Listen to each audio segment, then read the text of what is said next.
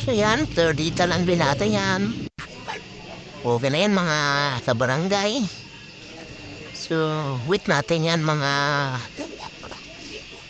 3 minutes or 5 minutes bago mag-open.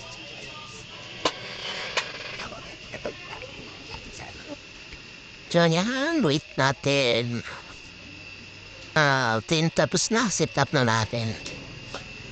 So ganun lang, mag-remove ng password. So good morning mga ram guys. So meron tayo ngayon gagawin. So bali, ito ko sa inyo mga kabarangay, mga katik. Patay paano ba ganun? Password at Gmail account na Bibo Wayalipin. So ayan, ito palita ko sa inyo mga kabarangay. So ito. Yan. So yan mga kabarangay, kung nakalimutan niya na yung password, yan din po ay natin.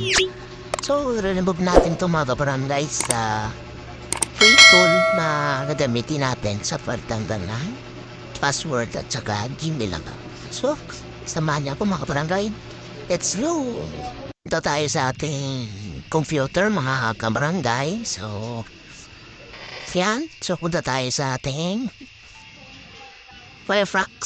Then, search na natin yung Qualcomm tool. Qualcomm. Ayan. Vivo Qualcomm tools. Then, open na natin yan. So, yan na yung ito yung pangalan niya. Then, click lang natin. So, ito yung mga pang-remove natin ng password ng Vivo Y11. So, tested natin doon sa Vivo Y11. So, yan, download natin. Yan, pwede lang tayo dyan. Click lang. Yan, click natin siya. Tapos, sana naman yung embed nito mga kabarangay. So, yan. Then, download natin.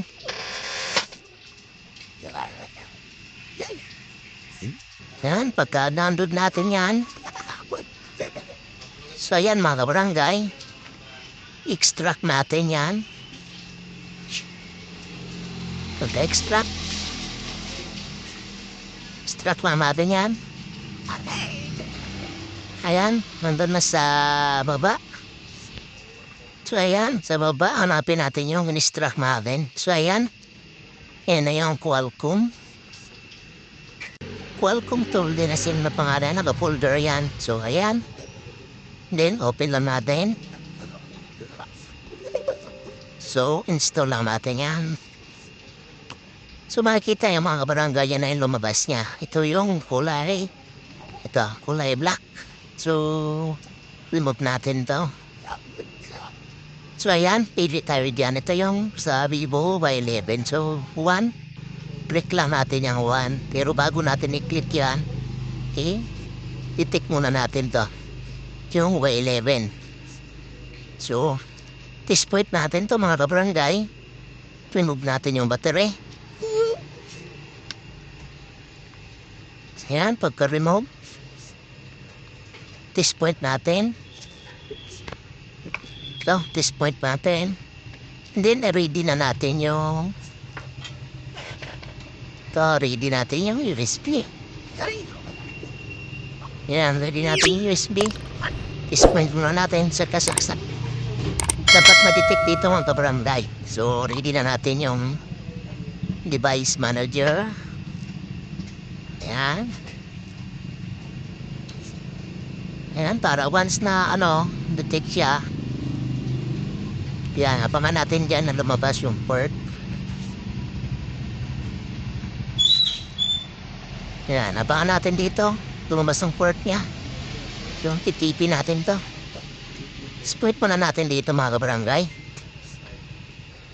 Kaya nga kabarangay, remove natin to yung parang black. So, ayan. So, din, yung tweezer natin, may tipish point natin dyan. Tipi lang yan mga kabarangay. Then, check natin dito kung lumabas ang port. Yan mga kabarangay, tipi na natin. So, check natin yung port. So, yan yung USB Qualcomm niya. Then, punta tayo sa Y11.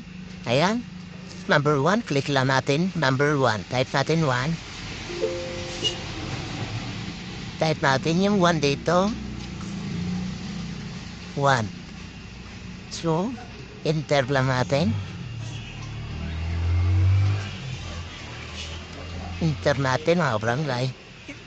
So, ayan, connect to device. So, ayan, binasa na yung port niya. Antayin lang natin hanggang matapos. So, ayan, downloading. Tignan natin ang warang barangay na matapos. So, ayan, pumating dita, iris dita na mga kabarangay. So, click na natin yan. Okay. So, ibig sabihin niya mga kabarangay, na-iris na yan siya. Iris, user dita, na-remove na yung password ng Vivo Y11. So, try natin. So, ayan ang mga barangay. So, wait natin na mag-open. So, sa mga hindi pa po na makapag-subscribe dyan, mga kabarangays, click na po yung subscribe button, Timakas Brother, para lagi po kayo updated sa aking mga video. So, ayan. So, ayan, clear data lang din natin yan. So, ayan, nag-clear data na. Okay na yan, mga kabarangay. So, wait natin yan mga 3 minutes or 5 minutes bago mag-open.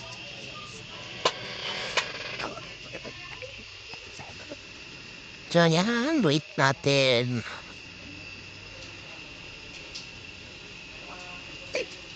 So, yan na.